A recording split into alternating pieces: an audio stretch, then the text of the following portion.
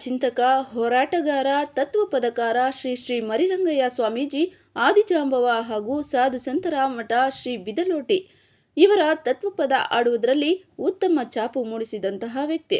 ಹೌದು, ಹೋರಾಟದ ಹಾದಿಯನ್ನ ಚಿಕ್ಕಂದಿನಿಂದಲೂ ರೂಢಿಸಿಕೊಂಡ ಇವರು ಉತ್ತಮ ಸಮಾಜ ಸೇವಕನಾಗಿ ಹೊರಹೊಮ್ಮಿದಂತಹ ವ್ಯಕ್ತಿ ಇವರು ಆಡುವಂತಹ ತತ್ವಪದ ಗುರುತಿಸಿ ವಿಶ್ವ ಸಮಾಜ ಸೇವಾ ಪ್ರಶಸ್ತಿ, ಕನ್ನಡ ರಾಜ್ಯೋತ್ಸವ ಪ್ರಶಸ್ತಿ, ವಿಜಿ ಜಾನಪದ ರಾಜ್ಯ ಪ್ರಶಸ್ತಿ ನೀಡಿ ಗೌರವಿಸಿದ. ನಿಜ, ಇವರು ಬೆಳೆದು ಬಂದ ಹಾದಿ ಹೋರಾಟದ ಹಾದಿ. ಜಾತೀಯತೆ ಮತ್ತು ಅಸ್ಪೃಶ್ಯತೆಯನ್ನ ಹೋಗಲಾಡಿಸುವಲ್ಲಿ ತನ್ನ ಜೀವನವನ್ನೇ ಸಮುದಾಯಕ್ಕೆ ಮೀಸಲಿಟ್ಟು ಹೋರಾಡಿದಂತಹ ವ್ಯಕ್ತಿ ಎಂದರೆ ತಪ್ಪಾಗಲಾರದು. ಬನ್ನಿ ವೀಕ್ಷಕರೇ, ಜನಧ್ವನಿ ಕನ್ನಡ ನ್ಯೂಸ್ ಚಾನೆಲ್ ಮುಖಾಂತರ ತನ್ನ ಒಡಲಾಳದ ಮಾತುಗಳನ್ನು ಹಂಚಿಕೊಂಡಿದ್ದು ಹೀಗೆ. ನಮಸ್ಕಾರ ಸ್ವಾಮೀಜಿಗಳೇ. ಶರಣ ಸ್ವಾಮೀಜಿಗಳೇ, ಕಳೆದ 15-20 ವರ್ಷದಿಂದ ನೀವು ಒಬ್ಬ ಸಂಘಟನಾಕಾರರಾಗಿದ್ರಿ, ದಲಿತ ಪರ ಚಳವಳಿಯಲ್ಲಿ ಪಾಲ್ಗೊಂಡಿದ್ರಿ. ಈಗ ನೀವು ಆಧ್ಯಾತ್ಮಿಕ ಇದಕ್ಕೆ ಬಂದು ಮಠ ಸ್ಥಾಪನೆ ಮಾಡಿಕೊಂಡು ದೇವಸ್ಥಾನ ಕಟ್ಕೊಂಡು ಪರಿವರ್ತನೆ ಆಗಿ ಕಾರಣ ಏನು ಸ್ವಾಮೀಜಿ? ಅದಕ್ಕೆ ನೀವು ಕೇಳಿದ್ದು ತುಂಬ ಒಳ್ಳೆಯ ಪ್ರಶ್ನೆಗಳು ಕೇಳಿರಿ. ಅದಕ್ಕೆ ಕೆಲವಾದ ಕಾರಣಗಳವೆ. ನಾನು ಹಿಂದೆ ನನ್ನ ಹುಟ್ಟೂರು ಬಿಡಿಪುರ, ಇದೇ ಕೊಡಗೆರೆ ತಾಲೂಕೆ ಹೊಳನಳ್ಳಿ ಹೋಬಳಿ ಬಿಡಿಪುರ. ಆದರೆ ನಾನೊಬ್ಬ ಜೀತಗಾರನಾಗಿದ್ದಾಗ ನಾನು ಅವಾಗ ತುಂಬ ನೋವು ತಿಂದಾಗ ನಾನು ಗದ್ದೆ ಮಡಿಕೆ ಹೊಡಿಬೇಕಾದ್ರೆ ಇಲ್ಲಿಂದ ಆ ಗೌಡರು ಈ ಬುರ್ಜೆ ಎಂಟೆ ತಕೊಂಡು ಹಿಂದಕ್ಕೆ ಎಸೆಯರು, ಹೋಳಿ ಮಗನೇ ಮಾಜಿ ನನ್ನ ಮಗನ ಹಿಂಗೆ ನನ್ನ ಮಡಿಕೆ ಹೊಡೆಯೋದು ಅಂತೇಳಿ ಎಸೆಯರು. ಅದನ್ನೆಲ್ಲ ನಿಭಾಯಿಸ್ಕೊಂಡು ನಾವು ಜೀವನ ಸಾಗಿಸ್ಕೊಂಡು ಬಂದೆ. ಜೀವನ ಸಾಗಿಸ್ಕೊಂಡು ಬಂದಾಗ ಸುಮಾರು ಒಂದು 68-70 ಈಚೆ ಒಂದು ಚಳವಳಿ ನಡೀತು ಬೆಂಗಳೂರಿನಾಗೆ. ಏನು ಚಳವಳಿ ಸ್ವಾಮೀಜಿ? ಸುಗ್ರೀವಾಜ್ಞೆ ಜಮೀನು ಬಗ್ಗೆ SR ಬೊಮ್ಮಯ್ಯ, ಈ ರಾಜಪ್ಪ ಇವರೆಲ್ಲ ಇದ್ದಾಗ ಒಂದು ಜಮೀನು ಬಗ್ಗೆ ಚಳವಳಿ ನಡೀತು. ಸುಗ್ರೀವಾಜ್ಞೆ ಜಾರಿ ತಂದಿದ್ರು. ಆ ಸುಗ್ರೀವಾಜ್ಞೆನ ನಾವು ತಡೆಯೋಕ್ಕಾಗಿ ಅವಾಗ ನಾನು ಆಳಿ ಸಂಘಟನೆಗೆ ಕಾಲಿಟ್ಟಾಗ ನಾವು ಹೋದ್ವಿ. ಬಂದು ಒಂದು ಸಾರಿ ಕೊಟ್ಟಿಗೆ ಒಂದಿನ ನೈಟು 2 ನೈಟ್ ಮನೆ ಕಳಿದ್ವಿ. ಹೋಗೋದೇನು ಬರ್ಬೇಕಾದ್ರೆ ಇಲ್ಲಿ ಉಳ್ಕೊಂಡ್ವಿ. ತಿರ್ಗಲ್ಲಿ ನಾವು ಫಂಕ್ಷನ್ ಮುಗಿಸ್ಕೊಂಡು ಬರ್ಬೇಕಾದ್ರೆ ಒಂದಿನ ನೈಟ್ ಆಟ ಆದ್ವಿ ಇಲ್ಲಿ. ಅವಾಗ ಇಲ್ಲೊಬ್ಬ ಕೊಟ್ಟಿಗೆರೆ ಒಳಗೆ ಒಬ್ಬ ಗಂಗಾಧರ್ ಅಂತ ಒಬ್ಬ ಒಂದು ಸಂಘಟನೆಗಾರನಾಗಿದ್ದ. ಅವಾಗ ಈಗ ಅವರು RI ಆಗಿ ರಿಟೈರ್ಡ್ ಆಗಿದ್ದಾರೆ. ಆಮೇಲೆ ನಾವು ಅದೇ ಚಳುವಳಿಗಳಿಗೆ ಹೋದಾಗ ನಮ್ಮನ್ನೆಲ್ಲ ಅರೆಸ್ಟ್ ಮಾಡಿದರು. ನಮ್ಮ ತುಮಕೂರು ಜಿಲ್ಲೆಯವ್ರನ್ನ ಈ ಮುತ್ತೈದೆ ಭಾಗ್ಯ ಫಿಲಮ್ನಾಗೆ ತೆಗೆದವರೆಲ್ಲ ಟೇಷನ್ನ, ಆ ಟೇಷನ್ ನಮ್ಮನ್ನೆಲ್ಲ ಕೊಡಿರು. ಆಗ 12-1 ಗಂಟೆ ಒಳಗೆ ನಮ್ಮನ್ನೆಲ್ಲ ಬಿಡುಗಡೆ ಆಯಿತು. ಅಲ್ಲಿಂದ ಶುರುವಾಯಿತು ನಮ್ಮದು ಸಂಘಟನೆ. ಇದೇ ಕೊಡಗೆರೆ ತಾಲೂಕು ಈ ಹೊಸಳ್ಳಿಯವರದ್ದು ಒಬ್ಬ ರಾಮಾಂಜನಿ ಅಂತ ಆಗಿದ್ರು, ಹ್ಯಾಂಡಿಕ್ಯಾಪ್ಟು. ಅವರು ಸಂಘಟನೆ ಒಳಗಿದ್ರು. ಅವರು ನಮ್ಮ ಬಿಡಿಪುರ ಕಡೆಗೆ ಅವರು ಹಂಗೂ ಹಿಂಗೂ ಬರೋಕ್ಕೆ ನಿಂತ್ಕೊಂಡ್ರು. ಹಂಗೂ ನಿಂತ್ಕೊಂಡಾಗ ಅಲ್ಲಿನ ಪರಿಸ್ಥಿತಿ ಏನಿರ್ತದೆ, ಅವತ್ತು ನಾನಿನ್ನೂ ಒಂದು 18 ವರ್ಷದ ಒಳಪಟ್ಟು ಹುಡುಗ, 18-19 ವರ್ಷದ ಒಳಪಟ್ಟು ಹುಡುಗ. ಅವನ ಆ ಪರಿಸ್ಥಿತಿ ನೋಡಿ ನಾವು ಇವ್ರಿಗೆ ಬಂದವ್ರಿಗೆಲ್ಲ ಟೀ ಕಾಫಿ ಕುಡ್ಸೋಕೆ ಹೋದಾಗ ಅವ್ರಿಗೆಲ್ಲ ಪ್ಲೇಟು ತಟ್ಟೆ ಒಳಗೆಲ್ಲ ಟೀ ಕಾಫಿ ಒಳಗಡೆ ಕೊಡೋರು, ನಮಗೆಲ್ಲ ಎಲೆ ಕೊಡೋರು. ಈಚೆ ಕಡೆ ಪ್ಲಾಸ್ಟಿಕ್ ಲೋಟದಾಗ ಗುಡ್ಲಾಗೆ ಸಿಕ್ಸಿರೋರು. ಅದನ್ನು ತಗೊಂಡು ಟೀ ಕುಡಿಯೋದು ನೋಡಿ ಆಗ ಅವನ್ನೆಲ್ಲ ನಮ್ಮನ್ನು ಪ್ರಶ್ನೆ ಮಾಡಿದರು. ಸ್ವಾಮಿ ಏನು ಮಾಡೋಣ, ನಮ್ಗೆ ಅವತ್ತಿಂದ ಇಲ್ಲಿ ಅದು ಕೊಟ್ಟಿಲ್ಲ, ಯಾರೂ ನಮಗೆ ಕೊಡ್ತಾ ಇಲ್ಲ, ಕೇಳೋರಿಲ್ಲ, ಹೇಳೋರಿಲ್ಲ ಅಂತಂದಾಗ ಅವತ್ತೇ ಸಾಯಂಕಾಲ ಎಲ್ಲ ಹೋಟ್ಲುಗಳು ರ್ಯಾಬರಿ ಮಾಡಿ ರೋಡ್ಗಳೆಲ್ಲ ತುಳಿದು ಹಾಕಿ ಹೋದ್ರು. ಅವರು ಬೆಳಗ್ಗೆ ಕಾಫಿ ಕೊಡಲಿಲ್ಲ. ಆ ರಾಮಾಂಜಿನಿ ನಾವು ಎಲ್ಲರೂ ಸೇರ್ಕೊಂಡು ನಮ್ಮ ಊರಿನ ನಮ್ಮ ಕಾಲೋನಿಯ ಹುಡುಗರು ಒಂದು 5-6 ಜನ ಹುಡುಗರೆಲ್ಲ ಸೇರ್ಕೊಂಡು ಆ ಹೋಟ್ಲುಗಳೆಲ್ಲ ರ್ಯಾಬರಿ ಮಾಡಿಬಿಟ್ರು. ಬೆಳಗ್ಗೆ ನಮಗೆ ಆಗ ನಾವು ಕ್ರಾಂತಿ ಮಾಡಿಬಿಟ್ವಿ. ಹುಡುಗರೆಲ್ಲ ಸೇರ್ಕೊಂಡು, ಈ ಸಂಘಟನೆಯವರು ಸೇರ್ಕೊಂಡು ಕ್ರಾಂತಿ ಮಾಡಿಬಿಟ್ವಿ. ಲೋಟಗಳಲ್ಲಿ ಕುಡಿದಾಕಿದ್ರು. ಬೆಳಗ್ಗೆ ಪುನಃ ಹೋದಾಗ ನಮ್ಗಳಿಗೆ ನಾವೇನು ಅಷ್ಟೊಂದಾಗಿ ಟೀ ಕಾಫಿ ಕುಡಿತಿಲ್ಲ, ಯಾವಾಗಲೋ ಒಂದು ಸಾರಿ ಕುಡಿಯವು, ಎಂಥ ಒಂದು ಸಾರಿ ಕುಡಿಯವು. ನಮ್ಮ ಹಿರಿಯಕರು ಹೋಟೆಲ್ ತಗೋದಾಗ ಟೀ ಕಾಫಿ ಕೊಡಲಿಲ್ಲ. ಅವತ್ತೆಷ್ಟು 30 ಪೈಸೆ ಒಂದು ಟೀ ಇತ್ತು. 30 ಪೈಸೆ ಒಂದು ಟೀ ಇದ್ದಾಗ ನಮ್ಮ ಹಿರಿಯಕರು ಟೀ ಕಾಫಿ ಕೇಳಿದಾಗ ₹1 ಅಂದರು. ಯಾಕೆ ಇರೋದಕ್ಕೆ? ಯಾಕಪ್ಪ ನಿಮ್ಮ ಮಂಜಲ್ ಲೋಟ ತೊಳಿಬೇಕು, ನೆನ್ನೆಲ್ಲ ಬಂದು ಇಷ್ಟೆಲ್ಲ ಪಂಚಾಯಿತಿ ಮಾಡಿರಿ, ನಿಮ್ಮ ಲೋಟ ತೊಳಿಬೇಕು, ₹1 ಕೊಟ್ಟರೆ ಟೀ ಕಾಫಿ ಕೊಡ್ತೀವಿ, ಇಲ್ಲಿ ಕೊಡಲ್ಲ ಅಂದರು. ಆಗ ನಮ್ಮ ಹಿರಿಯಕರು ಬಂದು ನಮಗೆ ಹೇಳ್ದಂಗೆ ಆಯಿತು. ನಾವೇನು ಮಾಡಿದ್ವಿ, ಏನು ಮಾಡೋದು ಇದಕ್ಕೆ ದಾರಿ ಅಂತ ಹೇಳ್ಬಿಟ್ಟು ನಮಗೇನು ದಿಕ್ಕು ತೋರಿಸ್ತು. ನಾವೆಲ್ಲ ಅಮಾಯಕರು, ಅವಿದ್ಯಾವಂತರು ಅವಾಗ. ಪ್ರಪಂಚದ ವೈಖರಿಗೆ ನಮಗೆ ಗೊತ್ತಿಲ್ಲ. ಆಗೇನು ಮಾಡಿದ್ವಿ, ನಾನು ಹಂಗೆ ಅಡಿಗೆ ಮಾಡಿದೆ. ಅವಾಗ ಅಲ್ಲಿ ನಮ್ಮೂರಿನ ಪೋಸ್ಟ್ ಆಫೀಸ್ ಇತ್ತು ಬಿಡಿಪುರದಲ್ಲಿ. ಪೋಸ್ಟ್ ಆಫೀಸ್ನಾಗೆ ಟೆಲಿಫೋನ್ ಇತ್ತು. ಆಗ ಅಲ್ಲಿಗೆ ಹೋದೆ, ಹುಡುಗನೆಲ್ಲ ಕರ್ಕೊಂಡು ಒಂದು 5-6 ಜನ ಹುಡುಗರು ಕರ್ಕೊಂಡು ಜೊತೆಗೆ ಹೋದೆ. ಸ್ವಾಮಿ ಒಂದು ಸ್ವಲ್ಪ ನಮಗೆ ಪೊಲೀಸ್ ಸ್ಟೇಷನ್ ಅಂದ್ರೂ ಗೊತ್ತಿಲ್ಲ, ಫೋನ್ ಯಾರಿಗೆ ಮಾಡ್ಬೇಕು ಅನ್ನೋದು ಗೊತ್ತಿಲ್ಲ. ಆದ್ರೂ ಹೋಗಿ ಆ ಪೋಸ್ಟ್ ಮಾಸ್ಟರ್ನ ಬ್ರಾಹ್ಮಣರನ್ನ ಸ್ವಾಮಿ ಸ್ವಲ್ಪ ಫೋನ್ ಬೇಕಾಗಿತ್ತಲ್ಲ ಅಂತ. ಯಾಕೆ ರೀ ಮರ್ಯಾಗೆ ಅವತ್ತು ಅವರು ನಮಗೆ ಬೆಲೆ ಕೊಡೋರು. ಬ್ರಾಹ್ಮಣರಾದ್ರೂ ಮಾತಿನೊಳಗೆ ಅವ್ರು ಬೆಲೆ ಕೊಡೋರು. ಸ್ವಲ್ಪ ದಲಿತರು ಅಂತಿರಲಿಲ್ಲ, ಒಲೆಯರು ಅಂತಿರಲಿಲ್ಲ, ಮಾದಿಗರು ಅಂತಿರಲಿಲ್ಲ, ಬೆಲೆ ಕೊಡೋರು ಬ್ರಾಹ್ಮಣರಾದ್ರೂ. ಆಗ ಹಿಂಗೆ ನಮ್ಮ ಹೋಟ್ಲು ಕ್ರಾಸ್ನಾಗೆ ಟೀ ಕಾಫಿ ಯಾರಿಗೂ ಕೊಡ್ತಾಯಿಲ್ಲ. ಅದರಿಂದ ಒಂದು ಪೊಲೀಸ್ ಸ್ಟೇಷನಿಗೆ ಫೋನ್ ಮಾಡಬೇಕು, ಫೋನ್ ಕೊಡ್ರಿ ಅಂದಾಗ ಅವನು ಬ್ರಾಹ್ಮಣ ಬುದ್ಧಿವಂತ.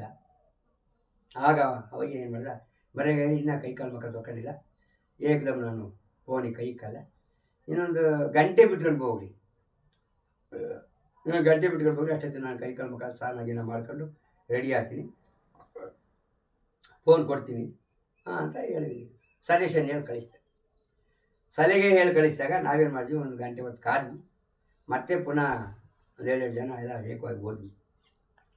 ಅಷ್ಟೊತ್ತಿಗೆ ಏನು ಮಾಡಿಬಿಟ್ಟ, ಅಲ್ಲಿ ತಾನು ಬ್ರಾಹ್ಮಣ ಜಾಣತಾನ ಇರೋರು ಅವರು ಮಧ್ಯೆ ಬಸ್ ಸ್ಟ್ಯಾಂಡ್ಗೆ ಹೋಗ್ಬಿಟ್ಟು, ಯಾಕೆ ಅವ್ರಿಗೆ ಟೀ ಕಾಫಿ ಕೊಡೋಲ್ಲ ಅಂದ್ರಂತೆ. ಸ್ವಾಮಿ ನನ್ನೆಲ್ಲ ಹಿಂಗೆ ಮಾಡಿರು, ಹಂಗೆ ಮಾಡಿರು, ನಾವು ಅವ್ರ ಅನಿಲ್ ಲೋಟ ತೊಳಿಬೇಕು, ಅದರಿಂದ ನಾವು ಕೊಡಬೇಕು ಅಂದರೆ ಅದಕ್ಕೆ ಮೌಲ್ಯ ಜಾಸ್ತಿ ಕೊಡಬೇಕು. ₹1 ಕೊಟ್ಟರೆ ನಾವು ಕೊಡ್ತೀವಿ ಟೀ ಕಾಫಿ. ಯಾಕೆ ಕೊಡಬೇಕು? ಬೇರೆಯವ್ರಿಗೆಲ್ಲ ಎಷ್ಟು ರೂಪಾಯಿ ಕೊಡ್ತೇವೆ? 30 ಪೈಸೆ. 30 ಪೈಸೆ ಯಾವಾಗ ಒಂದೇ ಟೀ ಕಾಫಿ. ಆಗ ಅವನೇನು ಮಾಡಿಬಿಟ್ಟ ಬ್ರಾಹ್ಮಣ, ಏನ್ರಿ ಇಷ್ಟೇ ಇಂಥ ಕಾಲ ಬಂದೈತಿ, ಇವರಾಲೆ ಸ್ವಲ್ಪ ಮುಂದೆ ಹೆಜ್ಜೆ ಇಕ್ತಾವ್ರೆ. ಈಗ ಏನೋ ಕ್ರಾಂತಿ ಆಯಿತು ಅಂದರೆ ಸ್ಪೂರ್ಸತೆ ಕೇಸ್ ಆಗಿಬಿಡ್ತೈತೆ, ನೀವೆಲ್ಲರೂ ಹೋಗಿ ಜೈಲು ಬಿಡ್ಬೇಕಾಗ್ತದೆ. 5-6 ಹೋಟ್ಲಿದ್ವಿ, 5-6 ಹೋಟ್ಲವರು ಎಲ್ಲ ಲಿಂಗಾಯ್ತ್ರಿ, ನೀವೆಲ್ಲ ಹೋಗಿ ಜೈಲು ಪಾಲಾಗಬೇಕಾಗ್ತದೆ. ಅಟ್ರಾಸಿಟಿ ಕೇಸ್ ಆದರೆ ಮರ್ಯಾದೆಗಳಿಗೆ ಕಾಪಿ ಕೊಡ್ರಿ, ಇದನ್ನೆಲ್ಲ ಜಾಸ್ತಿ ರಂಪ ಮಾಡ್ಕೊಂಡು ಬೇಡ ಅಂತ ಅವನು ತಿಳುವಳಿಕೆ ಏರ್ಪಟ್ಟು ಬಂದಾನೆ. ತಿರುಗಿ ನಾವು ಹೋದ್ವಿ. ಮರ್ಯಾದೆ ಒಂದು ಕೆಲಸ ಮಾಡಿರಿ, ಫೋನ್ ಕೊಡ್ತೀನಿ, ಕೊಡೋಕ್ಕೇನಲ್ಲ, ಈ ಸಾರಿ ಹೋಗ್ರಿ, ಈಗ ನೀವು ಹೋಟ್ಲ ಹತ್ರ ಅವ್ರು ಟೀ ಕಾಫಿ ಕೊಡಲಿಲ್ಲ ಅಂದರೆ ಬರ್ರಿ, ನಾನೇ ಪೊಲೀಸ್ ಸ್ಟೇಷನ್ಗೆ ಫೋನ್ ಮಾಡ್ಕೊಡ್ತೀನಿ ಅಂತ ಹೇಳಿ. ಆಗ ಹೋದ್ವಿ. ತಿರ್ಗಿ ಅವರು ಉಸಿರು ಇದ್ದಂಗೆ ಟೀ ಕಾಫಿಗಳನ್ನ ಕೊಟ್ಟರು. ಅದನ್ನು ಸದ್ಯಕ್ಕಾದ ಸಾಲ್ವ್ ಮಾಡ್ಕೊಂಡು ಅಲ್ಲಿ ಸುಮ್ಮನೆ ಆದ್ವಿ. ಆಗ ಅಲ್ಲಿ ಈಸ್ಕೆ ನಾನೇನು ಮಾಡಿದೆ, ಅನ್ನ ಹತ್ತಾಡಿ ಮದುವೆ ಆಯಿತು, ಸೋಮನ ಆಯಿತು, ನನಗೊಂದು 3 ಮಕ್ಕಳಾದವು. ತದನಂತರ ಏನಾಯಿತು, ನಮಗೆ ಕಾರಣಾಂತರ ನಾವು ವಲಸೆ ಬರೋ ಅಂತ ಸನ್ನಿವೇಶ ಬಂತು. ಬಿಡಿಪುರ ಇಲ್ಲಿಗೊಂದು 8 ಕಿಲೋಮೀಟ್ರ್ ಅಷ್ಟೇ, 8-7 ಕಿಲೋಮೀಟ್ರು. ಇದು ನಮ್ಮ ತಾಯಿ ಊರು. ಆ ಕಾರಣದಿಂದ ನಮ್ಮ ಒಬ್ಬ ಸೋದರ ಮಾವನ ಸಾಕಕ್ಕಾಗಿ ನಮ್ಮ ಹ್ಯಾಂಡವರಿಗೆ ಬಿಟ್ಟು ನಾವಿಲ್ಲಿಗೆ ವಲಸೆ ಬಂದು ಇಲ್ಲಿ ಸೇರ್ಕೊಂಡು ಆಗ ನಾನೇನು ಮಾಡಿದೆ, ಈ ನಮ್ಮ ಇಲ್ಲೆಲ್ಲ ಅದೇ ಸಂಘಟನೆ ನಡೀತಾ ಇತ್ತು. ಇವರೆಲ್ಲ ಸಂಘಟನೆಗೆ ಹೆಜ್ಜೆ ಇಕ್ಕಿದ್ರು. ತಾಲೂಕು ಕಮಿಟಿ, ಡಿಸ್ಟಿಕ್ ಕಮಿಟಿ, ಅದಕ್ಕೂ ಇದಕ್ಕೂ ಆಯ್ಕೆ ಮಾಡ್ಕೊಂಡು ಓಡಾಡ್ತಾಯಿದ್ರು. ಸರಿ, ನಾನು ಸೇರಿಸ್ಕೊಂಡ್ರು. ಸರಿ, ಇವ್ರಿಗೆ ಇದೇ ಒಂದು ಕಾರಣ ಬೇಕಾಗಿತ್ತು. ನಮ್ಮ ಅವ್ರಿಗೆ ಇಲ್ಲಿರೋರಿಗೆಲ್ಲನೂ ನಮ್ಮ ಕುಲ ಬಾಂಧವರಿಗೆ ಇದೊಂದು ಕಾರಣ ಬೇಕಾಗಿತ್ತು. ನಾನು ಸ್ವಲ್ಪ ಹಂಗೂ ಹಿಂಗೂ ಸ್ವಲ್ಪ ಚಾಲಕಾಗಿದ್ದೆ. ಇವ್ರು ತಪ್ಪಿಸ್ಕೊಳ್ಳೋಕ್ಕಾಗಿ ತಾಲೂಕು ಕಮಿಟಿಗೂ ಡಿಸ್ಟಿಕ್ ಕಮಿಟಿಗೂ ಎಲ್ಲ ನನ್ನೇ ಆಯ್ಕೆ ಮಾಡ್ತಾರೆ ಸರ್ ಅಂತ. ಹಾಗೇನಾಯಿತು, ನಾವು ತಾಲೂಕು ಕಮಿಟಿ ಡಿಸ್ಟಿಕ್ ಕಮಿಟಿ ಓಡಾಡ್ಕೊಂಡು ಅಂಥ ಕಾಲದಲ್ಲೂ ಇಲ್ಲಿ ಅವಾಗ ಕೆರೆ ನೀರು ಮುಟ್ಟಿಸ್ತಿರಲಿಲ್ಲ. ನಾನು ಕಂಡಂಥ ದೃಶ್ಯ, ನಮ್ಮ ಅತ್ತೆ, ನಮ್ಮ ಅಜ್ಜಿ, ನಮ್ಮ ತಾತವ್ರು ಇವರೆಲ್ಲ ಕೆರೆಗೆ ನೀರು ಮುಟ್ಟಿಸ್ತಿರಲಿಲ್ಲ. ಇಲ್ಲಿ ಬಿದ್ದೋಟಿ ಕೆರೆ? ಹೌದು. ಇದೇ ಒಂದು ಅಜ್ಜಿ, ಊರಾಡೋದೊಂದು ಅಜ್ಜಿ ಬಟ್ಟೆಗಳನ್ನೆಲ್ಲ ಕಿತ್ಕೊಂಡು ಕೆರೆ ಕೆತ್ತಿತ್ತು. ಈಗ ಇಲ್ಲಿ ನಮ್ಮ ಮಾವ ಒಬ್ಬಿದ್ದ, ನಮ್ಮ ಅತ್ತೆ ಒಂದಿತ್ತು. ಈಗ ಬಿದ್ಲು ಮರ್ಗಿನಿ ಒಳಗೆ ಶಿಕ್ಷಕರಾಗಿ ಅವರು ರಿಟೈರ್ಡ್ ಆಗಿವೆ. ಅವ್ರ ಅಮ್ಮನವು ನರಸಮ್ಮಜ್ಜಿ ಅಂತೇಳಿ ಬಟ್ಟೆ ಹಿಂಡಕ್ಕೆ ಹೋದಾಗ ಆ ಕೆರೆ ಒಳಗೆ ಬಟ್ಟೆನೆಲ್ಲ ಕಿತ್ಕೊಂಡು ಕೆರೆಗೆ ಹಚ್ತಿದ್ರು. ಅವಾಗಲೇನೆ, ಇನ್ನೂ ನಾವು ಚಿಕ್ಕ ಹುಡುಗನಾಗಲೇ ಅವೆಲ್ಲ ನಾವು ನೋಡಿರೋ ಕಣ್ಣಾರ. ಆಗೇನಾಯಿತು, ಇಲ್ಲಿ ಸ್ವಲ್ಪ ಸಂಘಟನೆ ಪರಬಲವಾಗಿ ಬೆಳೀತಾ ಇತ್ತು. ನನ್ನ ಆಯ್ಕೆ ಮಾಡಿಬಿಟ್ಬಿಟ್ರು. ಇವರು ಕಣ್ಣಿಗೆ ಕಳಿಸ್ಕೊಂಡು ಇವರು ಸಪೋರ್ಟ್ ಕೊಡೋರು. ಈ ಮೀಟಿಂಗು ಇಂಥವಕ್ಕೆ ಇವರು ಹೋಗ್ದಂಗೆ ಇವರು ಮೊದಲು ಹೋಗೋರು. ನಾನು ಯಾವಾಗ ಸಿಕ್ಕರೆ ನನ್ನ ಎಲ್ಲ ಜವಾಬ್ದಾರಿ ಕೊಟ್ಬಿಟ್ಟು ಇವರು ಒಂದು ಕೈ ಕಳಿಸ್ಕೊಂಡು ನಾವು ಏನಾರ ಬಂದಾಗ ಮೀಟಿಂಗ್ ಅಂತ ಇಂಥ ಬಂದಾಗ ಸಪೋರ್ಟ್ ಕೊಡೋರು, ಬೆಂಬಲ ಕೊಡೋರು. ಅಂಥ ಕಾಲದಲ್ಲಿಯೂ ಕೂಡ ಸಹ ಇಲ್ಲಿ ಒಂದು ದೇವಸ್ಥಾನ, ಬಸವಣ್ಣನ ದೇವಸ್ಥಾನ ಅಂತ ಇದೆ. ಆ ಬಸವಣ್ಣನ ದೇವಸ್ಥಾನಕ್ಕೆ ಈ ದೀಪಾವಳಿ ಒಳಗೆ ಪೂಜೆ ಕೇಳಿದ್ರು. ಆ ಪೂಜೆ ಕೇಳಿದಾಗ ನಮ್ಮ ದಲಿತ ಹುಡುಗರೆಲ್ಲನೂ, ನಾನು ಅದೇ ಸ್ಕೂಲ್ ಹತ್ರ ಓದಂಥ ಹುಡುಗ, ಈಚೆ ಕಡೆ ನಾವೆಲ್ಲ ಈಚೆ ಕಡೆ ಕೂತ್ಕೊಂಡು ಓದಬೇಕಾಯ್ತು. ಇವರೆಲ್ಲನೂ ಸವರ್ಣೀಯರು, ಕುರುಬರು, ಲಿಂಗಾಯತರು, ತಲವಾರು ಇವರೆಲ್ಲ ಒಳಗಡೆ ಕೂತ್ಕೊಂಡು ಹೋಗೋರು. ನಾವೆಲ್ಲ ಈಚೆ ಕಡೆ ಕೂತ್ಕೊಂಡು ಮಳೆ ಬಂದರೆ ಓಡೋಗ್ಬೇಕು ಮನೆಗೆ. ಬಸವಣ್ಣ ದೇವಸ್ಥಾನ ಸ್ಕೂಲ್ ಇರ್ಲಿಲ್ವಾ? ಇಲ್ಲ, ಸ್ಕೂಲ್ ಇರಲಿಲ್ಲ. ಬಸವಣ್ಣನ ದೇವಸ್ಥಾನ ಮುಂದೆ ನಾವೆಲ್ಲ ಈಚೆ ಕಡೆ ಕೂತ್ಕೊಂಡು ಓದಬೇಕು. ಇವರೆಲ್ಲ ಒಳಗಡೆ ಮಳೆ ಗಿಳೆ ಬಂದರೆ ನಾವು ಓಡೋಗೋದು, ಅಷ್ಟೇ ನಮ್ಮ ಕೆಲಸ. ಮಳೆ ಬಂದರೆ ಅಲ್ಲಿಂದ ಆಚೆ ನಮ್ಮ ಜೊತೆ ಓದೋದು ಇಲ್ಲ, ಬರೆಯೋದಿಲ್ಲ. ಅಟ್ಲೀಸ್ಟ್ ನನಗೆ ನಮ್ಮ ತಾಯಿ ನನ್ನ ಸ್ಲೇಟ್ ಬುಕ್ ಕೊಟ್ಟು ನಾನು ಸ್ಕೂಲ್ಗೂ ಸೇರಿಸಿರಲಿಲ್ಲ. ನಿಮ್ಮಂಥ ಹುಡುಗರ ಜೊತೆಗೆ ನಾನು ಓದ್ಕೊಂಡು ಏನೋ ಒಂದು 2 ಅಕ್ಷರ ಸಾಕು, 2 ಅಕ್ಷರ, ಒಂದು 2ನೇ ಕ್ಲಾಸ್ 3ನೇ ಕ್ಲಾಸ್ ಅಷ್ಟಕ್ಕೆ ನಾನು ಸ್ಟಡಿ ಮಾಡಿದೆ. ಅಲ್ಲಿಂದ ಆಚೆಗೆ ಈ ಸಂಘಟನೆ ಸೇರ್ಕೊಂಡೆ. ಆಗೇನಾಗೋಯ್ತು, ನನಗೆ ಸ್ವಲ್ಪ ತಿಳುವಳಿಕೆ ಬಂತು. ನನ್ನ ಮಗ 2ನೇ ಕ್ಲಾಸ್ ಹುಡುಗ. ಓಹೋ, ಸ್ಲೇಟು ಬಳಪ ತಗೊಂಡೋಗಿ ನಿಮ್ಮ ತಾಯಿ ಬಿಟ್ಟು ಬಂದ್ಬಿಡಾರಲ್ಲ, ಶಾಲೆಯಲ್ಲಿ ಏನಂತ ನಿಮ್ಮ ಹೆಸರು ಬರ್ಕೊಂಡಿದ್ರು? ಶಾಲೆಗೆ ನಮ್ಮ ತಾಯಿ ಸ್ಲೇಟು ಬಳಪ ಕೊಟ್ಟು ಬುಕ್ಕು ಕೊಟ್ಟು ನನ್ನ ಶಾಲೆ ಬಿಟ್ಟೇ ಬಂದಿಲ್ಲ, ಸೇರಿಸಿಲ್ಲ. ನಮ್ಮ ತಾಯಿ ಅಡ್ಮಿಷನ್ನೇ ಮಾಡಿಸಿಲ್ಲ. ಅಡ್ಮಿಷನ್ನೇ ಮಾಡಿಸಿಲ್ಲ. ಆದಿಲ್ಲ, ಒಬ್ಬ ಹುಲಿಕುಂಟೆನ ಒಬ್ಬ ಲಿಂಗಾಯತ ಮೇಷ್ಟ್ರಿಲ್ಲ, ರಂಗಾಯಿ ಮೇಷ್ಟ್ರು ಅಂತ. ಮತ್ತೆ ಅಡ್ಮಿಷನ್ ರಿಜಿಸ್ಟರ್ ಏನಂತ ಬರ್ಕೊಂಡಿದ್ರು? ನಾನು ಸಾರಿ ಬೇಕು ಅಂದಾಗ ಅಲ್ಲೇ 10 ವರ್ಷದ ಹಿಂದೆ ಪೆನ್ಷನ್ ಮಾಡ್ಸೋಕ್ಕೆ ಅಂತೇಳಿ ಹೋಗಿ ಅದನ್ನು ಶಾಲೆ ಒಳಗೆ ಲೀಸ್ಟ್ ತೆಗೆಸಿದೆ. ಮರ್ರಂಗ ಮಾದಿಗ ಅಂತ ಆಯ್ತು. ತಂದೆ ಹೆಸರು ಸೇರಿಸಿಲ್ಲ ಅವನು. ಸಿಂಗ್ಯುಲರ್ ವರ್ಡ್ ಅಲ್ಲಿ ಮರ್ರಂಗ ಮಾದಿಗ ಅಂತ ಬರ್ದವನೆ ರಿಜಿಸ್ಟರ್ನಾಗಿ. ಇವತ್ತು ಐತೆ ಅದು ಎಂಟ್ರಿ. ಆಯಿತು ಇರಲಿ ಅಂತೇಳಿ ಆಗ ಅಂತ ಎಲ್ಲ ನಾವು ಹೋರಾಟ ಮಾಡ್ಕೊಂಡು ಬಂದಾಗ ನಾನೇನು ಮಾಡಿದೆ, ಒಂದು ಚಾಲೆಂಜ್ ಆಗಿ ತಗೊಂಡೆ ಸಂಘಟನೆನ. ಇಲ್ಲಿ ಎಷ್ಟು ನೋವಾಯ್ತು ನಮ್ಮ ದಲಿತರಿಗೆ, ನಮ್ಮ ಜನಾಂಗಕ್ಕೆ ಎಷ್ಟೆಲ್ಲ ನಾವು ಕೊಡ್ತಾವ್ರೆ ಅಂತ ಹೇಳ್ಬಿಟ್ಟು ಅಂಬೇಡ್ಕರ್, ಸೌಡಾರ್ಕೆರೆ, ಇದು ಎಲ್ಲ ಟ್ರೈನಿಂಗ್ ಎಲ್ಲ ನಮಗೆ ಟ್ರೈನಿಂಗ್ ಕೊಟ್ಟರು, ನಮಗೆ ತರಬೇತಿ ಕೊಟ್ಟರು. ಸೌಡಾರ್ಕೆರೆ ಇಂಜಿನಿಯರ್ ಬಿಡ್ಸಕ್ಕೆ ಹೋದಾಗ ಯಾರು ನಿಮ್ಮ ಗುರುಗಳ್ಯಾರು, ಸಂಘಟನೆ ಗುರುಗಳ್ಯಾರು? MC ರಾಜು ಅಂತ, ರೆಡ್ಸ್ ಗ್ರಾಮೀಣ ಶೈಕ್ಷಣಿಕ ಅಭಿವೃದ್ಧಿ ಸಂಸ್ಥೆ ಅಂತ ಅವರ ಹೆಸರು. ರಾಜು ಜ್ಯೋತಿ ಅಂತ ದಂಪತಿಗಳಿಬ್ಬರು ಬಂದು ನಮ್ಮ ತುಮಕೂರು ಜಿಲ್ಲೆಯಲ್ಲಿ ಸಂಘಟನೆ ಮಾಡ್ತಾಯಿದ್ರು. ಆಗ ನಾನು ಇದೇ ಒಂದು ಚಾಲೆಂಜ್ ಅಂತ ನಾನೇ ಬಂದು ಪರಿಸ್ಥಿತಿ, ನಮ್ಮ ಮಕ್ಕಳಿಗೆ ಬರಬಾರ್ದು, ನಾವು ಏನಾರ ಮಾಡಿ ನಮ್ಮ ಮಕ್ಕಳನ್ನು ಸ್ವಲ್ಪ ವಿದ್ಯಾವಂತರು ಮಾಡಬೇಕು ಅಂತೇಳಿ 3 ಮಕ್ಕಳನ್ನು ಓದಿಸ್ಕೊಂಡು ಬಂದೆ. ಆಮೇಲೆ ಗಣೇಶ ನಿಕ್ಕಕ್ಕೆ ಶುರು ಮಾಡಿದೆ. ಗಣೇಶ ನಿಕ್ಕಿದ್ವಿ. ಆಗ ಗಣೇಶ ನಿಕ್ಕಿ ಅಂದ್ರೆ ಅವಾಗ ದೇವ್ರ ಮೇಲೆ ನಮಗೆ ನಂಬಿಕೆ ಇತ್ತ? ನಮಗೆ ಅವಾಗ ನಂಬಿಕೆ ಇಲ್ಲ. ಸಂಘಟನೆ ಸೇರಿದಾಗ ದೇವ್ರ ಮೇಲೆ ನಂಬಿಕೆ ಇಲ್ಲ. ಆಗೇನಾಗಿ ಗಣೇಶ ನಿಕ್ಕಿ ಯಾಕೆ ಇಕ್ಕಿದ್ವಿ ಅಂದರೆ ಮನೋರಂಜನೆ ಒಂದು. ಇದೇನು ಎಲ್ಲ ಇಷ್ಟೊಂದು ನಾವು ಅಧ್ಯಯನ ಮಾಡಿದಾಗ ಯಾವ ದೇವಸ್ಥಾನಕ್ಕೂ ದಲಿತರು ಪೂಜಾರರಾಗಿಲ್ಲ. ಪೂಜಾರ ಆಗ್ಬೇಕನ್ನೋ ಉದ್ದೇಶದಿಂದನೇ ಗಣೇಶನ ಇಡ್ತಿದ್ರ. ದೇವರನ್ನು ನಾವೇ ಪೂಜೆ ಮಾಡಬಾರ್ದು ಅನ್ನೋ ಕಾರಣಕ್ಕಾಗಿ ಇಲ್ಲಿ ಗಣೇಶನಿಕ್ಕಿ ಗಣೇಶನ ಅರ್ಚಕನಾಗಿ ನನ್ನೇ ಮಾಡಿರು. ಎಲ್ಲ ಕೋರಂ ಕೊಟ್ಟು ನಾನೇ ಅರ್ಚಕನಾದೆ. ಲಿಂಗಾಯತರು ಬ್ರಾಹ್ಮಣರೆಲ್ಲ ಕರೆಸ್ತಿರ್ಲಿಲ್ಲ ಗಣೇಶ ಪ್ರತಿಷ್ಠಾಪನೆ? ಇಲ್ಲ ಕರೆಸ್ತೆ. ಪ್ರತಿಷ್ಠಾಪನೆ ಕುಂಡ್ರಸಕ್ಕೆ ಮಾತ್ರ, ಅದಕ್ಕೂ ಇನ್ನೂ ಸ್ವಲ್ಪ ತೆಗೆದುಕೊಂಡಿತ್ತು. ಕುಂಡ್ರಸಕ್ಕೆ ಮಾತ್ರ ಕರ್ಕೊಬರೇವು. ಪೂಜೆ ಪುಸ್ತಕ ಅವನೇ ನಾವು ಎಂದೇ ಸಾಗಾಗಲಿ ಅಲ್ಲೇ ತಕ್ಕ ನಂದೇ ಪೂಜೆ ಪುಸ್ತಕ ಎಲ್ಲ ಮಾಡ್ಕೊಂಡು, ಅದು ಹಿಂದೂ ಪೇಪರ್ನಾಗೆಲ್ಲ ಬಂದಿತ್ತು, ಇಂಗ್ಲೀಷ್ ಪೇಪರ್ನಾಗೆಲ್ಲ ಬಂದಿತ್ತು. ದಲಿತರು ಗಣೇಶನಿಕ್ಕಿ ಪೂಜಾರನಾಗ್ಯವ್ರೆ, ಪೂಜೆ ಮಾಡ್ತಾವ್ರೆ ಅಂತ ಹೇಳ್ಬಿಟ್ಟು ಹಿಂದೂ ಪೇಪರಾಗೆಲ್ಲ ಬಂದಿತ್ತು. ಆಗ ಇದೇ ನಾನು ಹೇಳಕ್ ಬಂದೆ, ನಮ್ಮ ಹುಡುಗ ಒಬ್ಬನ, ನಮ್ಮ ಅವನ ಮಗ ದೇವಸ್ಥಾನಕ್ಕೆ ಹೋದ ದೀಪಾವಳಿ ಹಬ್ಬದಲ್ಲಿ. ಎಲ್ಲರೂ ಹೋದಾಗ ಇವನ್ನೇ ಜಾಸ್ತಿ ಮುನ್ನುಗ್ಸಿ ಹುಡುಗರು ಇವನ್ನ ಒಂದು ಏಟ್ ಹಾಕಿದ್ರು ಲಿಂಗಾಯ್ತು. ಯಾರು ಲಿಂಗಾಯ್ತು? ಯಾರನ್ನ ಹಾಕಿದ್ದು? ಹನುಮಂತರಾಜು ಅಂತ ದೇವತ ಅವನ ಮಾಸ್ಟ್ರು. BH ಹನುಮಂತರಾಜು ಅಂತೇಳಿ ಅವನು ಒಂದು ಏಟ್ ಹಾಕಿದ್ದಕ್ಕೆ ನಾವು ಡಿಸ್ಟ್ರಿಕ್ಟ್ ಕಮಿಟಿ ಮೀಟಿಂಗ್ ಹೋಗಿದ್ದೆ. ಮನೆಯಾಗ ಮಲಗಿದ್ದೆ. ಆಗ ಎಲ್ಲ ಅಷ್ಟೆಲ್ಲ ಒಂದು ಕಡೆಯಿಂದ ಎಬ್ಬಿಸ್ಕೊಂಡು ಬಂದ್ಬಿಟ್ರು. ಅಲ್ಲಿ ನಮ್ಮ ದಲಿತರನ್ನೆಲ್ಲ ಇಟ್ಕೊಂಡು ಹೊಡಿತಾವ್ರೆ ಸವರ್ಣೀಯರು, ನೀವು ಇಲ್ಲಿ ಆರಾಮ ಮಲಗಿದ್ದೀರಾ, ಎದ್ದು ಬರೀ ಇಸ್ಕೆ ಅಂತ ಹೇಳ್ಬಿಟ್ಟು ಬಾಗಿಲು ಹೊಂದ್ಕೊಂಡು ತೊಟ್ಕೊಂಡು ಎಬ್ಬಿಸ್ಕೊಂಡು ಬಂದರು. ಆಗ ನಾವೆಲ್ಲ ಏಕವಾಗಿ ಹೋದ್ವಿ. ಮೈಕ್ ಕಿತ್ತಾಕ್ಬಿಟ್ವಿ. ಮೈಕಿ ಆಡಿಸಿದ್ದೆಂದರೆ ಪೀಕ್ ಅನಿಸಿದ್ದೆ ಅಂದರೆ ನೀನು ಬ್ಯಾಟ್ರಿ ಗೀಟಿ ಎಲ್ಲ ತಗೊಂಡೋಗ್ಬಿಟ್ಟು ಯಾಮಲಿ ಬೇರೆ ಎಲ್ಲ ತಗೊಂಡು ಕೆರೆಗೆ ಹಾಕ್ಬಿಡ್ತೀವಿ ಅಂತ ಹೇಳ್ಬಿಟ್ಟು ಅವನ್ನ ಎದುರಿಸ್ಬಿಟ್ವಿ. ಮೈಕ್ ಹಾಕಲಿಲ್ಲ. ಆಗ ನಾವೆಲ್ಲ ಒಂದು ದಿಟ್ಟತನವಾಗಿ ನಿಂತ್ಕೊಂಡ್ವಿ. ಈಗ ಯಾರು ನಮ್ಮ ದಲಿತರನ್ನ ಬಡಿಯೋಕ್ಕೆ ಯಾರು ಬಡಿದ್ರು, ಈಗ ಬರ್ರಿ, ನಿಮಗೆ ನಿಜವಾದ ಶೆಲ್ಲು ದಮ್ಮು ಇದ್ದರೆ ನೀವೀಗ ಬನ್ನಿ, ನಾವೆಲ್ಲರೂ ದಲಿತರೆಲ್ಲ ಏಕವಾಗಿ ದೇವಸ್ಥಾನಕ್ಕೆ ನುಗ್ಗಿದ್ದೀವಿ, ಈಗ ಬರ್ರಿ ನಿಮ್ಮ ತಾಕತ್ತ ನಮ್ಮ ತಾಕತ್ತ ನೋಡ್ತೀವಿ ಅಂತ ಹೇಳ್ಬಿಟ್ಟು ಅದೆಲ್ಲ ಹೋರಾಟ ಮಾಡಿದ್ವಿ. ಎಲ್ಲ ಮಾಡ್ಕೊಂಡಿರುವಾಗ ಏನಾಗೋಯ್ತು, ಆಗ ಒಂದು ಮಾತು ರಚನೆಗೆ MC ರಾಜ್ ಏನಂದರು, ಕೆಲವು ಹಿಂಗೆ ವಿಚಾರಗಳು ಬಂದಾಗ, ಪ್ರಶ್ನೆಗಳು ಬಂದಾಗ,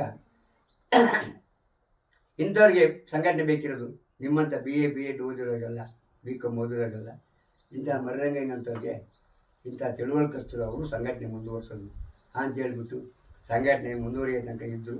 ಆಮೇಲೆ ರೆಡಿಸೋನ್ನ ಪದ ಹೋಯ್ತು, DJS ಅಂತ ಒಂದು ಸಂಘಟನೆನ ಮತ್ತೊಂದು ಹುಟ್ಟಿ ಹಾಕಿದ್ರು.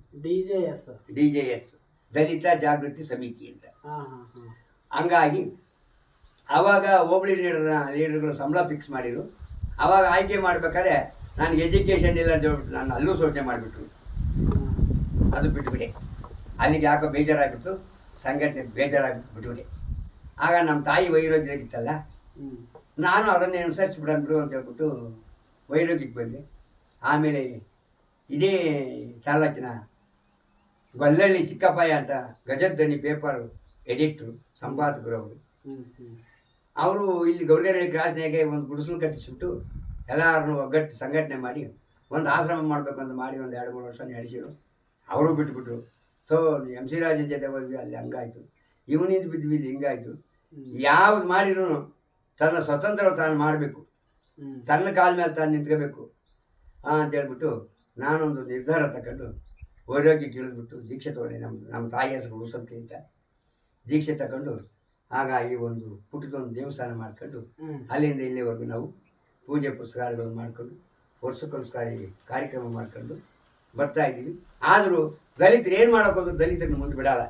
ಇಲ್ಲಿಗೆ 15 ವರ್ಷ ಆತ ಬಂದು ನಾನು ದೇವಸ್ಥಾನ ಮಾಡಿ, ಇದೇ ನಮ್ಮ ಕಾಂಗ್ರೆಸ್ ಪಕ್ಷದ ಪರಮೇಶ್ ಪ್ರತಿ ವರ್ಷ ಅವ್ರ ಹೆಸರು ಹಾಕ್ತಾರೆ, ಬಿಡಲ್ಲ, ಹೆಸರು ಹಾಕಿಸ್ತೀನಿ. ಒಂದು ದಿನಕ್ಕೂ ಬಂದು ಇಲ್ಲಿ ಅವ್ರ ಕಣ್ಣೆತ್ತು ಸಹ ನೋಡಿಲ್ಲ. ಯಾವುದೇ ಕಾರಣಕ್ಕೂ ದಲಿತರು ದೇವಸ್ಥಾನ ಕಟ್ಕೊಳ್ಳಿ, ಮಠಾಧಿಪತಿಗಳಾಗಲಿ, ಏನೇ ಮಾಡಲಿ ದಲಿತರಿಗೆ ಬೆಲೆ ಇಲ್ಲ. ಆ ಕಾರಣಕ್ಕಾಗಿ ಇವತ್ತು ನಾವು ಧ್ವನಿ ಎತ್ತಬೇಕಾದ್ರೆ ಇಲ್ಲ ಅಂತ ಪರಿಸ್ಥಿತಿ ಇರಬಹುದು, ಬರಲಬಹುದು.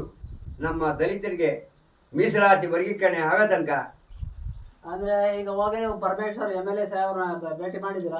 ಡೈರೆಕ್ಟ್ ಭೇಟಿ ಮಾಡಿದ್ವಿ, ಮನೆ ತಗ ಹೋಗಿದ್ದೀವಿ, ವಿಧಾನಸೌಧಕ್ಕೆ ಹೋಗಿದ್ದೀವಿ, ಡೈರೆಕ್ಟ್ ಭೇಟಿ ಮಾಡಿ ಪತ್ರಿಕೆ ಕೊಟ್ಟಿದ್ದೀವಿ. ಅವರು ಒಂದು ದಿನಕ್ಕೂ ನಮ್ಮ ಫಂಕ್ಷನ್ಗೆ ಬಂದಿಲ್ಲ, ಈ ಊರನ್ನ ಕಣ್ಣೆತ್ತಿ ನೋಡಿಲ್ಲ.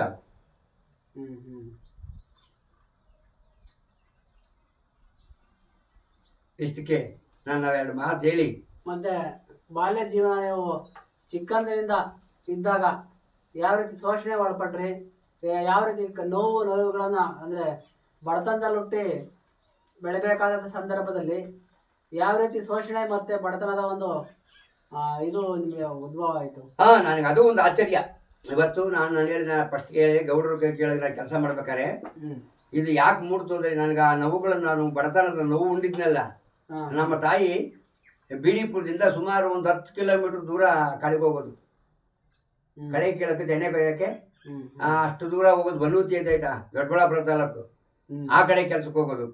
ಒಂದ್ಸಾರಿ ಅಮಾವಾಸ್ಯೆ ಕತ್ಲು ಕುಟುಗಲೇನಿ ಬೀಳ್ತಾ ಇದೆ, ಬೇರೆಯವ್ರ ಮನೆ ಬಾಗ್ಲಾಗೆ ತೊಂಬ್ಕೊಂಡು ನಿಂತ್ಕೊಂಡು ಹೊಳ್ತಾ ಇದ್ದೀನಿ ಅಂತ ನನ್ನ ಜೀವನಗಳೆಲ್ಲ ನಾನು ಎದುರಿಸ್ಕೊಂಡು ಕೊನೆಗೆ ನಾನು ಯಾಕೋ ಸ್ವಲ್ಪ ಅವತ್ತೂ ಸಹ ನಾನು ಒಬ್ಬ ಜನಪದ ಗೀತೆ ನಾಟಕದವರು ಇಂಥವೆಲ್ಲ ನನ್ನ ಭ್ರಮಿಸಿ ಹುಡುಕೇಳಿ ಬರೋರು ಕೆಲಸ ಕರೆಯೋಕ್ಕೆ. ಕಲಾವಿದ ಜನರಿಗೆ ಮನರಂಜನೆ ಮಾಡಿದ್ನಲ್ಲ, ಕೆಲಸ ಬೇಜಾರಿಂದ ಕೆಲಸ ಆಗವು. ಒಂದು ಕಳೆ ಕೀಳಕ್ಕಾಗಲಿ, ಹೊಲ ಕೊಯ್ಯಕ್ಕಾಗಲಿ, ಹುಲ್ ಬಡಿಯೋಕ್ಕಾಗಲಿ, ಹುಲ್ ತುಳ್ಸೋಕ್ಕಾಗಲಿ, ಏನಕ್ಕೆ ಆಗಲಿ ಹುಡುಕೇ ಬಂದು ನಾನು ಕರ್ಕೊಂಡು ಹೋಗೋರು. ಅವತ್ತಿಗೂ ನನಗೆ 8 ಆಣಿ ರೂಪಾಯಿ ಒಂದೊಂದು ಆಳಿಗೆ ಕೂಲಿನೋ ಏನೋ ಒಂದು ನನಗೆ ಅದಕ್ಕೆ ಒಂದು ಮೌಲ್ಯ ಕೊಡೋರು. ನಾನುಗಳು ಕರ್ಕಡೆ ಒಗ್ಗಟ್ಟ ಕೆಲಸ ಮಾಡಿ 40 ಪೈಸದಿಂದ ನಾನು ಕೆಲಸ ಮಾಡಿದ್ದೀನಿ. ನಮ್ಮೂರ್ ತವ ಕಳೆ ಕೀಳಕ್ಕೆ ಹೋದ್ರೆ 40 ಪೈಸಾ, ಬೇರೆ ಒಂದು 5-6 ಕಿಲೋಮೀಟರ್ ದೂರ ಹೋದ್ರೆ 60 ಪೈಸಾ 70 ಪೈಸಾ ಹಿಂಗೆ ಕೊಡೋರು ಕಳೆ ಕೀಳಕ್ಕೆ. ಆವತ್ತಿನಿಂದ ನಾವು ಈ ಬಡತನದ ಜೀವನ ನಾನು ಸಾಗಿಸ್ಕೊಂಡು ಬಂದು ಈ ಬಡತನದ ಬೇಗೆಯನ್ನು ನಾನು ಕಾಡ್ತಿತ್ತಲ್ಲ, ಅದೇನು ಆಟೋಮೆಟಿಕ್ ನನಗೆ ಸಂಘಟನೆ ಬಂದ್ಬಿಡ್ತು. ನನಗೆ ಬಂದು ಪರಿಸ್ಥಿತಿ ನನ್ನ ಮಕ್ಕಳಿಗೆ ಬರಬಾರ್ದು ಅಂತ ಹೇಳ್ಬಿಟ್ಟು ಆ ಒಂದು ಛಲದಿಂದ ಇವತ್ತು 3 ಮಕ್ಕಳನ್ನು ಓದಿಸ್ಕೊಂಡು ಬಂದೆ. ಏನೋ ಕಾರಣಾಂತರ ದೈವಾಂಚಿತ ಒಬ್ಬ ಪರಲೋಕ ಸೇರ್ಕೊಂಡ್ಬಿಟ್ಟ, ಇನ್ನಿಬ್ಬರು ಅವರೇ. ಈಗ ನಾವು ಈ ಮಠ ಮಾಡ್ಕೊಂಡು ಜೀವನ ಮಾಡ್ಕೊಂಡು ಇಲ್ಲಿ ಇದ್ದೀವಿ. ನಿಮಗೆ ಸುಮಾರು ಪ್ರಶಸ್ತಿಗಳು ಬಂದಿದೆ. ಸೇವಾ ರತ್ನ ಪ್ರಶಸ್ತಿ, ಅಂತ ಬಂದಿದೆ. ಹೌದು. ಮತ್ತೆ ಅಮೃತವಾಣಿ ಪತ್ರಿಕೆ ಅವರು ನಿಮಗೆ ಕಲಾವಿದ ಅಂತೇಳಿ ಪ್ರಶಸ್ತಿ ಕೊಟ್ಟವ್ರೆ. ಹೌದು. ವಿಜಿ ರಾಜ್ಯ ಪ್ರಶಸ್ತಿ ಬಂದಿದೆ. ಹೌದು. ಅಂಬೇಡ್ಕರ್ ಸೇವಾ ರತ್ನ ಪ್ರಶಸ್ತಿ ಬಂದಿದೆ. ಇವೆಲ್ಲ ಹೇಗೆ ಸಾಧ್ಯ ಆಯ್ತು? ಅದೇ ನಾನು ಈ ದೇವಸ್ಥಾನ ಮಾಡ್ಕೊಂಡು ಈ ವೈರೋಗ್ಯ ತಿಳಿದು ತತ್ವ ಪದಗಳು ಆಡೋದಾಗೆ ಸ್ವಲ್ಪ ನಾನು ಫಾರ್ವರ್ಡ್ ಆದೆ. ಇವತ್ತು ನಾನು ಬುಕ್ ಹಿಡಿಯಲ್ಲ, ಬುಕ್ ನೋಡಲ್ಲ. ನಾನು ಆಡೋ ತತ್ವ ಎಲ್ಲ ನಮಗೆಲ್ಲ ಘಟಸೋದನೆ. ಈ ಜನಪದ ಗೀತೆವು, ಮಲೆ ಮಾದೇಶ್ವರ ನಾವು ಅಂಥವು ಇಂಥವು ನಾವು ಸೇರಿಸ್ಕೊಂಡು ಆಡೋದೇ ಇಲ್ಲ. ನಾನು ಅವು ಆಡೋಕ್ಕೂ ಹೋಗಲ್ಲ. ಬಟ್ ಕೇಳಿದ್ದೀನಿ, ಯಾರನ್ನ ಆಡಾಡ್ತಾನೋ ಸುಮ್ಮ ಕೂಕೋತೀವಿ ನಾವು ಅವಾಗ ಆಡಕ್ಕೆ ಹೋಗಲ್ಲ. ನಮಗೆಲ್ಲ ಘಟಸೋದನೆ, ತನ್ನ ತಾನು ತಿಳಿದು ಸಿಗುದು ನಿಮ್ಮನ್ನೇ ಸಿಗುದು ನೋಡ ಅಂತ ನಮ್ಮ ತತ್ವ. ಯಾವ್ಯಾವ ಪಾರ್ಟ್ಸ್ನಲ್ಲಿ ಏನೈತೆ ಆಧಾರ ಅಂತ ತತ್ವ ನಮ್ಮವೆಲ್ಲ ಘಟಿಸೋದನೆ. ಅದರಿಂದ ನಮ್ಮ ಭಜನೆ ಪದಗಳು ಕೇಳಕ್ಕೆ ಕೆಲವರಿಗೆ ಬಹಳ ಇಂಪಾಗಿರ್ತದೆ, ಅರ್ಥಗರ್ಭಿತ. ಒಂದು ಸಣ್ಣದ ಯಾವ್ದೋ ಒಂದು ತತ್ವ ಪದ ಆಡ್ಬೋದಾ? ಆಡ್ತೀವಿ. ಆಡಿ. ಗುರುವಿನ ಕರ್ಣದಿಂದ ಹರಿವಿನೊಳಗರುವಾಯ್ತು ಚಂದಮಾಮ ಲೋಕ ಚಂದಮಾಮ. ಹರಿವಿನ ಮರ್ವೆ ಒಂದಿರ್ವಿ ನುಂಗಿತು ಲೋಕ ಚಂದಮಾಮ ಲೋಕ ಚಂದಮಾಮ. ಗುರುವಿನ ಕರ್ಣದಿಂದ ಹರಿವಿನೊಳಗರುವಾಯ್ತು ಚಂದಮಾಮ ಲೋಕ ಚಂದಮಾಮ. ಹರಿವಿನ ಮರ್ವೆ ಒಂದಿರ್ವಿ ನುಂಗಿತು ಲೋಕ ಚಂದಮಾಮ ಲೋಕ ಚಂದಮಾಮ. ಕುಂಡಾಲಿ ಸರ್ಪಾಪು ಮಂಡಾಲ ಕೇರಿತು ಚಂದಮಾಮ ಲೋಕ ಚಂದಮಾಮ. ಕುಂಡಾಲಿ ಸರ್ಪಾಪು ಮಂಡಾಲ ಕೇರಿತು ಚಂದಮಾಮ ಲೋಕ ಚಂದಮಾಮ. ಹದ್ರ ಮಂಡೇಳಮೃತ ಉಂಡಾಯಿಸನೆ ಬಲ್ಲ ಚಂದಮಾಮ ಲೋಕ ಚಂದಮಾಮ. ಗುರುವಿನ ಕರ್ಣದಿಂದ ಹರಿವಿನೊಳಗರುವಾಯ್ತು ಚಂದಮಾಮ ಲೋಕ ಚಂದಮಾಮ. ಹರಿವಿನ ಮರ್ವೆ ಒಂದಿರ್ವಿ ನುಂಗಿತು ಲೋಕ ಚಂದಮಾಮ ಲೋಕ ಚಂದಮಾಮ. ಗಂಗಾ ತೀರದ ಮಧ್ಯಲಿಂಗನ ಗುಡಿ ಹಿಂಟು ಚಂದಮಾಮ ಲೋಕ ಚಂದಮಾಮ. ಗಂಗಾ ತೀರದ ಮಧ್ಯಲಿಂಗನ ಗುಡಿ ಹಿಂಟು ಚಂದಮಾಮ ಲೋಕ ಚಂದಮಾಮ. ಲಿಂಗನ ಗುಡಿ ಒಳಗೆ ಅಖಂಡ ಬೆಳಗುತ್ತಿದೆ ಚಂದಮಾಮ ಲೋಕ ಚಂದಮಾಮ. ಲಿಂಗನ ಗುಡಿ ಒಳಗೆ ಅಖಂಡ ಬೆಳಗುತ್ತಿದೆ ಚಂದಮಾಮ ಲೋಕ ಚಂದಮಾಮ. ಗುರುವಿನ ಕರ್ಣದಿಂದ ಹರಿವಿನೊಳಗರುವಾಯ್ತು ಚಂದಮಾಮ ಲೋಕ ಚಂದಮಾಮ. ಹರಿವಿನ ಮರ್ವೆ ಒಂದಿರ್ವಿ ನುಂಗಿತು ಲೋಕ ಚಂದಮಾಮ ಲೋಕ ಚಂದಮಾಮ. ಅಂದವಾದ ಲೋಕದಲ್ಲಿ 6 ದೂರದಲ್ಲಿ ಚಂದಮಾಮ ಲೋಕ ಚಂದಮಾಮ. ಅಂದವಾದ ಲೋಕದಲ್ಲಿ 6 ದೂರದಲ್ಲಿ ಚಂದಮಾಮ ಲೋಕ ಚಂದಮಾಮ. ಹರಿ ಎಂಬರದೊಳು ಸೇರಿ ಒಲೈಸುತ್ತಿದೆ ಚಂದಮಾಮ ಲೋಕ ಚಂದಮಾಮ. ಪರಮಾಸದೊಳಗಿದೆ ಪೂರ್ಣ ಚಂದ್ರನ ಕಳೆ ಚಂದಮಾಮ ಲೋಕ ಚಂದಮಾಮ. ಪರಮಾರೂಢ ಕೊಂಡಾರ್ಯ ಸದ್ಗುರುವೆ ಬಲ್ಲ ಚಂದಮಾಮ ಲೋಕ ಚಂದಮಾಮ. ಗುರುವಿನ ಕರ್ಣದಿಂದ ಹರಿವಿನೊಳಗರುವಾಯ್ತು ಚಂದಮಾಮ ಲೋಕ ಚಂದಮಾಮ. ಅದ್ಭುತವಾಗಿತ್ತು ತತ್ವಪದ. ಸುಪ್ರೀಂ ಕೋರ್ಟ್ ಮಾದಿಗರಿಗೆ ಒಳ ಮೀಸಲಾತಿ ಜಾರಿ ಮಾಡಬೇಕು ಅಂತೇಳಿ ಆದೇಶ ಮಾಡಿತ್ತು. ಎಜೆ ಸದಾಶಿವ ಆಯೋಗದ ವರದಿ ಪ್ರಕಾರ 35 ವರ್ಷಗಳಿಂದ ದಲಿತರು ಮಾದಿಗರು ಹೋರಾಟ ಮಾಡ್ತಾ ಇದ್ರು ಕೂಡ ಇನ್ನೂ ಜಾರಿ ಆಗಿಲ್ಲ.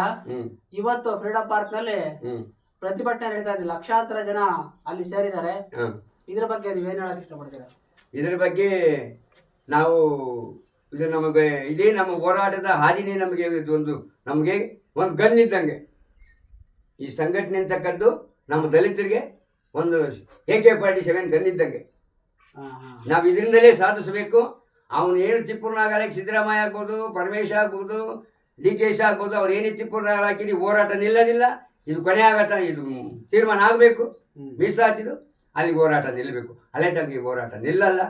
ನಂದು ಯಾವತ್ತಿದ್ರು ನಾನು ದಲಿತ ಸ್ವಾಮೀಜಿನೇ, ನಾನು ಹೋರಾಟ ಕ್ರಾಂತಿಕಾರಿ ಸ್ವಾಮೀಜಿನೇ. ನಾನು ಇಷ್ಟು ವಿಚಾರ ಮಾತಾಡೋಕ್ಕೆ ನೀವು ನಮ್ಗೆ ಅವಕಾಶ ಮಾಡಿಕೊಟ್ಟಿದ್ದಕ್ಕೆ ನಿಮ್ಮೆಲ್ಲರಿಗೂ ಶರಣೋ ಆಗ್ತೀನಿ. ಇದು ಜನಧ್ವನಿ ಕನ್ನಡ ನ್ಯೂಸ್, ಧ್ವನಿ ಇಲ್ಲದ ಜನರಿಗಾಗಿ. ನಮಸ್ಕಾರ.